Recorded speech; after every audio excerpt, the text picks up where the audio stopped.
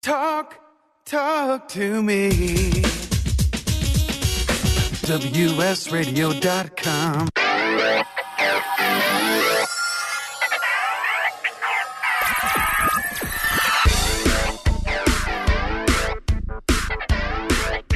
Welcome to Performance in Motion with your host, Dr. Deniz. Okay, folks, we're back with a good friend and client, Mr. Ron Alleger. And before we get into our next segment, I'd like to have Ron give his contact information for his business. Are you ready, Ron? Absolutely. M. Austin Designer Floors and Fabric is located in the San Diego Design District on Marina Boulevard. The address is 4090 Marina Boulevard. Phone number is 858-483-3200. And you can also look us up on www.maustinfloorssandiego.com. And here's a dumb question, but I'm going to ask it. Social media addresses? Just Google us, and you'll find us on Facebook and Instagram and Twitter. Okay. Awesome, man. So after our previous discussions, plural, you did share a few interesting injuries that occur as us being athletes. You talked about the hamstring. Let's get into that a little bit. How did that happen, and how long was it bothering you for? Oh, that was a bad one. That was probably the worst one I had. Senior year, broke a tackle, got started to break away, tripped over my own 2 feet, and took that odd step, jammed my leg, and the hamstring literally popped. And I heard later that because it was near the sidelines that people could actually hear it. So almost like a shotgun. Absolutely. And I went down, and that was it. Unfortunately, there was only 3 games left of the year. I was able to great trainers, great coaches. They wrapped me up, and 2 weeks later I tried to play in another game. I lasted about a quarter and a half. Yeah, I'm not surprised. Yeah, and then I went down, and that was the end of my football career. So what was the specific rehab after that? The rehab after that was nothing. Okay. Basically, it's take these muscle relaxants, go over and do the whirlpool, do the ice, do the whirlpool, do the ice. They didn't have any stretching regimen, nothing. Wow. And basically, after it came back, and I was okay to play baseball the next spring, it was still a knot. Sure. And it was very, very hard to get that stretched out. But they eventually did. A lot of painkillers to be able to get through that. But it finally worked its way through. Okay. So after your illustrious career with baseball and football, when did you start playing golf? Oh, now, see, that's an interesting question because I continued to play baseball even after college. I played in a minor league team in New Jersey. Are you serious? Seriously. And then when I got transferred with the company I worked for to the Illinois, I started playing softball. Okay. And then I got moved to Iowa, and I played softball. Huh. Then they moved me to California, and I played softball. But then I found out that they had an adult baseball team here in San Diego, or baseball league, actually. There's about 200 teams. It's called the National Adult Baseball Association. Wow. And I started playing baseball again. And I played that for almost 14 years, from the time I was 38 until I was 55. That's pretty impressive. Yeah, and we played on a great team, great bunch of guys, and that's probably the only thing I miss at it. But when I stopped playing because it wasn't fun anymore at 55, that's when I picked up the sticks and started playing golf. And so I'm assuming you had friends that played and kind of introduced you to it. Absolutely, because it goes, well, what are you going to do when you don't play baseball anymore? I said, well, I'm going to hit a littler white ball. That's going to be easy. It's stationary, So getting back to that minor league team in Jersey, was it an affiliate of any of the big boys? Yeah, back then it was, they had conglomerates, basically. You had a team that would be part Mets, parts Phillies, part Pirates. And you basically would go from team to team, whoever they needed. For instance, I play shortstop. And one day I'm playing in a little town called Washington, New Jersey. And the next week I'm playing in a town called Clinton. Okay. Because they needed a shortstop. He got hurt or whatever. Nice. And minor league was totally different back then. And we're not talking like it was AAA ball or anything like this. We're Right. talking like an A ball type thing. Oh, okay. Yeah. So while you were engaging in your, semi-pro sports things for the time, were you also raising a family? Nope, wasn't married. Okay. No, I was living a good life. I was single and, being a bachelor. I really didn't get married until I came out to California. I wasn't married until I was 38. Okay. Yeah, and of course I had a kid 9 months later. Oh, all right. You didn't waste any time. No, I didn't. So when you were playing in the men's adult league out here with 200 teams till you were 55, right? Yeah. That's when you had your business, and so you were juggling quite a bit at once, right? Always, yeah. Did you just play at night, like after work? Oh, actually, there was only one game a week, and that'd be on a Sunday. Oh, okay. It wasn't like it's 200 season or a 162 game season. You basically have the summer league, and then you have a fall league, and that would be about it. Okay. And you play in tournaments. I was on a good enough team to where we'd go to Vegas for a 3-day tournament over Memorial Day. Nice. We'd have a 4th of July tournament here in San Diego. We'd go to Arizona and play in the World Series over there for the Adult Baseball League. Nice. And you get to play at the spring training facilities of the majors, which was a lot of fun. That is so cool.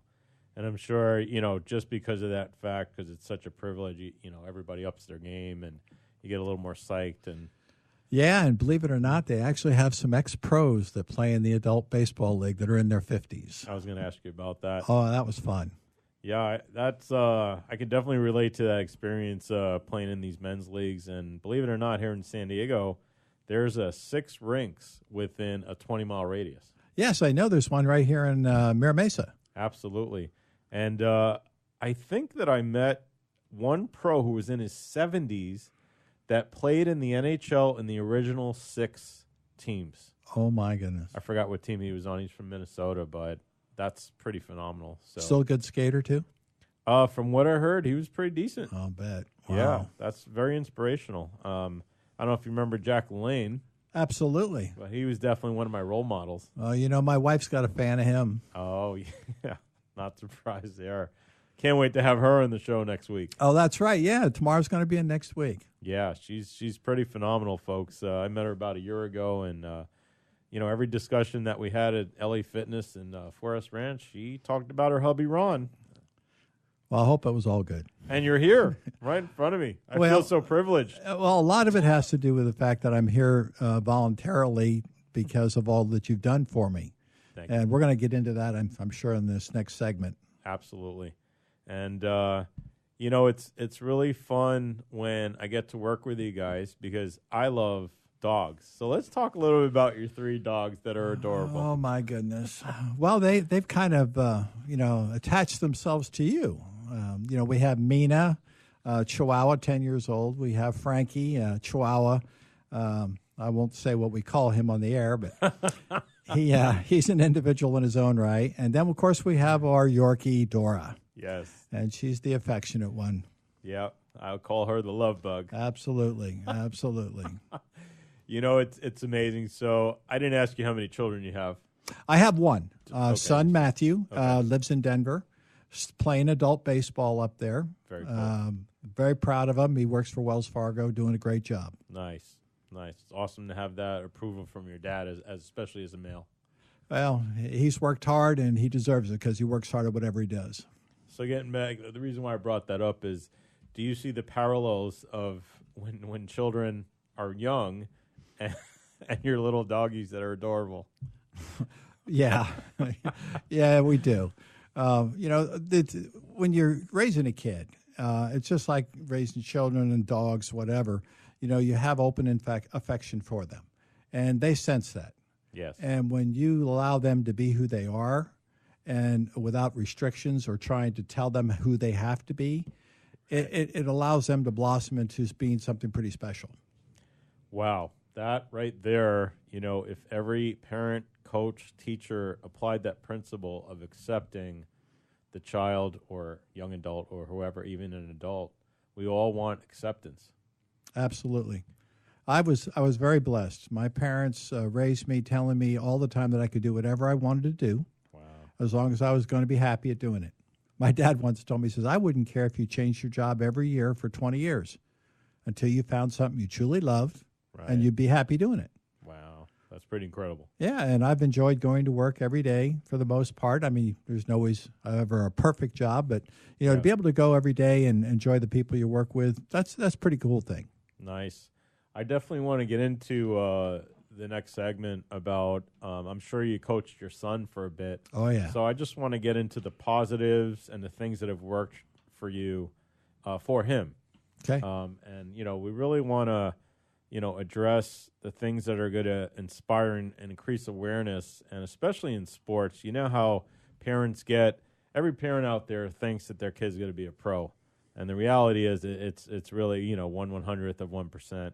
And the key is what you're sharing is this continuous support so that the children can enjoy the game and then be productive members of society. Absolutely. And I did. And I coached him. And one of the frustrations we had was every parent, like you said, thought their kid's an all-star. And this is unfortunately where it's moved to today in having everybody gets to play. Right. Nobody gets turned down. True. And that enables them to think that they have to win at everything all the time. And life is not that way. No, definitely not. It's cruel.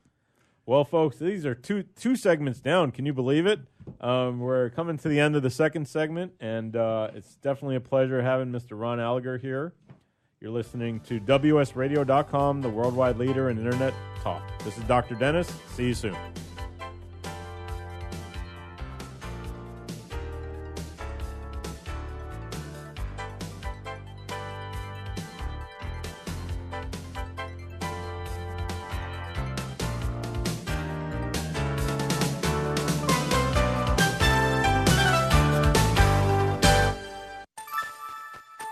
Thank you for listening to WS Radio. Improve your business and your life with useful information from experts and thought leaders. WS Radio is radio with ROI. Are you losing the battle with technology? Tired of struggling with IT? Ready to meet your IT dream team? Centrix IT is Southern California's leader in IT management. A 4-time winner of San Diego's fastest growing privately held companies, Centrix IT has provided Fortune 500 managed IT services to small and medium businesses for over 13 years. Put an end to your struggle with technology today at CentrixIT.com. CentrixIT.com. Life is full of misadventures, from car crashes to home fires to getting choked out on the mat.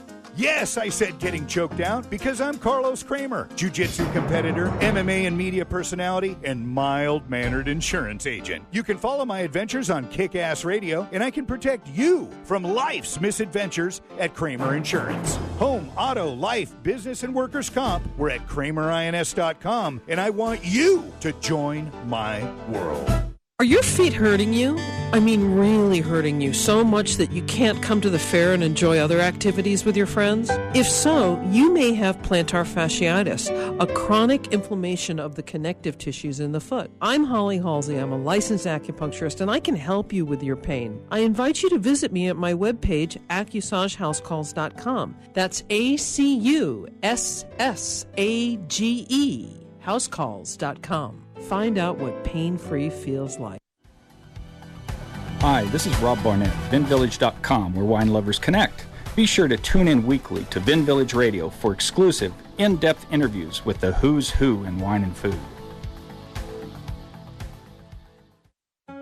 Do you want to be a professional coach? Are you in business trying to make a real difference with people you manage or work with?